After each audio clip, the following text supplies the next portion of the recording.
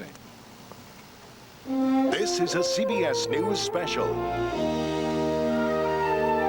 Red Flag Rising. From Hong Kong, here is Dan Rather.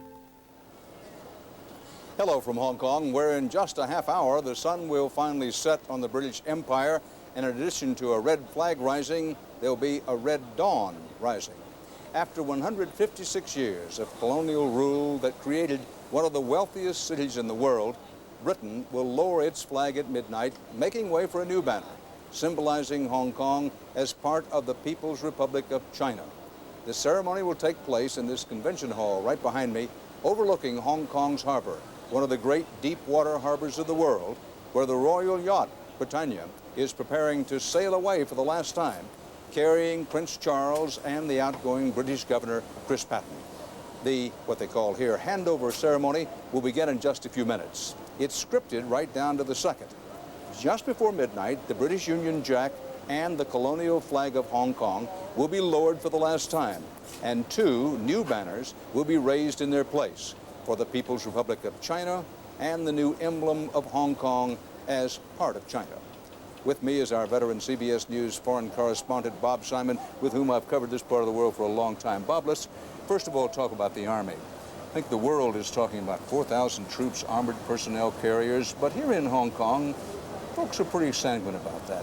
Pretty sanguine, but it brings back memories to people here. The Chinese Army means Tiananmen Square. Every year on June the 4th, there are demonstrations here.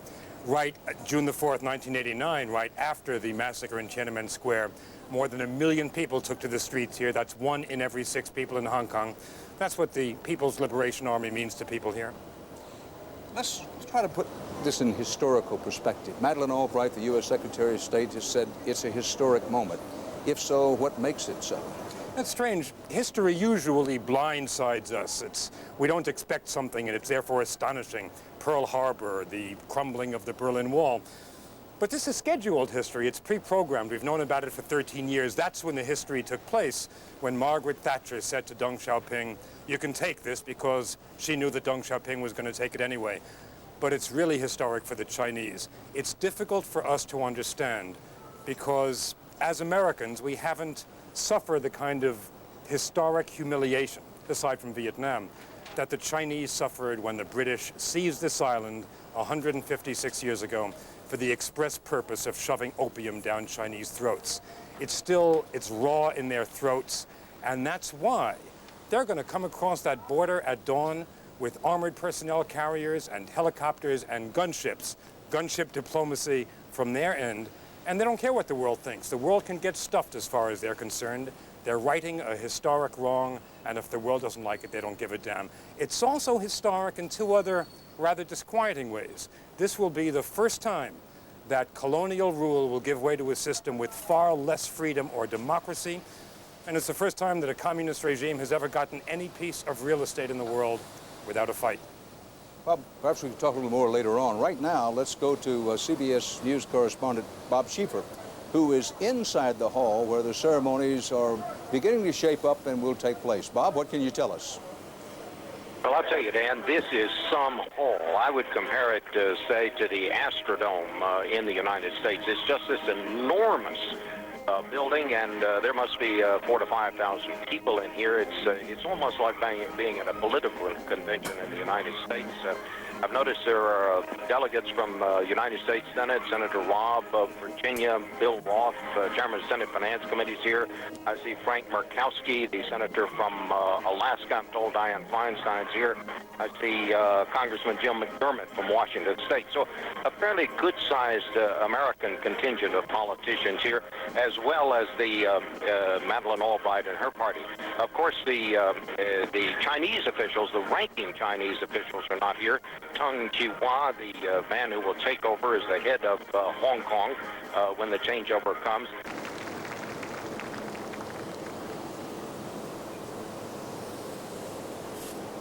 This begins the core of the handover ceremony.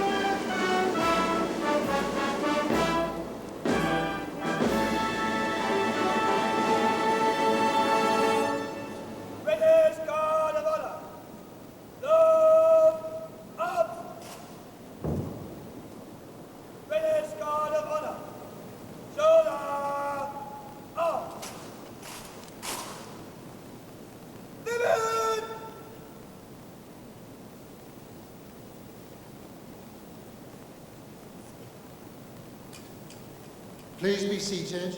请坐下。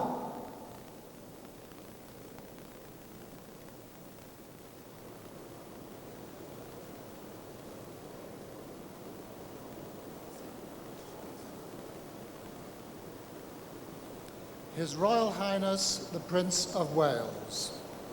现在，请威尔士亲王殿下讲话。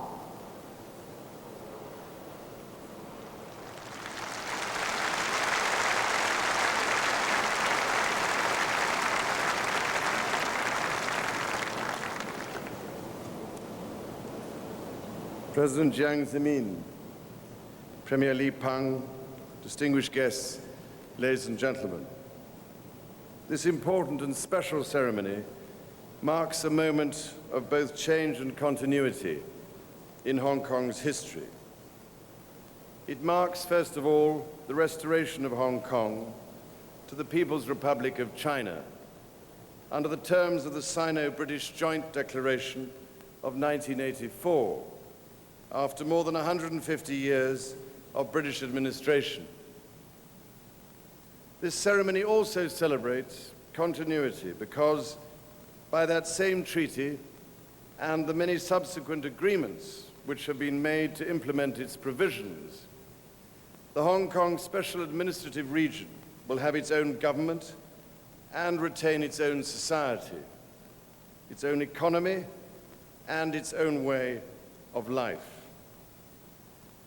I should like to pay tribute this evening to those who turned the concept of one country, two systems into the joint declaration, and to the dedication and commitment of those who have worked so hard over the last 13 years to negotiate the details of the joint declaration's implementation. But most of all, I should like to pay tribute to the people of Hong Kong themselves for all that they have achieved in the last century and a half. The triumphant success of Hong Kong demands and deserves to be maintained. Hong Kong has shown the world how dynamism and stability can be defining characteristics of a successful society. These have together created a great economy which is the envy of the world. Hong Kong has shown the world how East and West can live and work together. As a flourishing commercial and cultural crossroads, it has brought us together and enriched all our lives. 13 years ago, the governments of the United Kingdom and the People's Republic of China recognized in the joint declaration that these special elements which had created the crucial conditions for Hong Kong's success should continue. They agreed that in order to maintain that success, Hong Kong should have its own separate trading and financial systems, should enjoy autonomy and an elected legislature, should maintain its laws and liberties, and should be run by the people of Hong Kong and be accountable to them. Those special elements have served Hong Kong well over the past 2 decades. Hong Kong has coped with the challenges of great economic, social, and political transition with almost none of the disturbance and dislocation which in other parts of the world have so often accompanied change on such a scale. The United Kingdom has been proud and privileged to have had responsibility for the people of Hong Kong, to have provided a framework of opportunity in which Hong Kong has so conspicuously succeeded, and to have been part of the success which the people of Hong Kong have made of their own opportunities. In a few moments, the United Kingdom's responsibilities will pass to the People's Republic of China. Hong Kong will thereby be restored to China, and within the framework of one country, two systems, it will continue to have a strong identity of its own and be an important international partner for many countries in the world. Ladies and gentlemen, China will tonight take responsibility for a place and a people